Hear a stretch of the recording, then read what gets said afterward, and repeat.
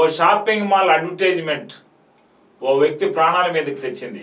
నర్తకీ సెంటర్లో ప్రారంభమైన shopping mall ఫ్లెక్సీలు విచ్చలవిడిగా కట్టడం, రాజకీయ నాయకుల ఫోటోలు ఈ ఫ్లెక్సీల్లో వేయడం, రాజకీయ నాయకులు అండ ఉందో కదా అని నగరపాలక సంస్థ ఈ ఫ్లెక్సీల జోలికి రాకుండా పోవడంతో ఆత్మకూరు బస్టాండ్లో ప్రమాదం చోటు చేసుకుంది. ఆత్మకూరు బస్టాండ్ ఫ్లైఓవర్ బ్రిడ్జిపై ఓ వ్యక్తి బైక్ పై వస్తూ ఫ్లెక్సీ కొట్టుకుని తీవ్ర గాయాల పాలయ్యాడు. గాయాల పాలైన వ్యక్తిని హుట్టాహుట్టిన ఆసుపత్రికి తరలించాల్సిన అవసరం ఏర్పడింది.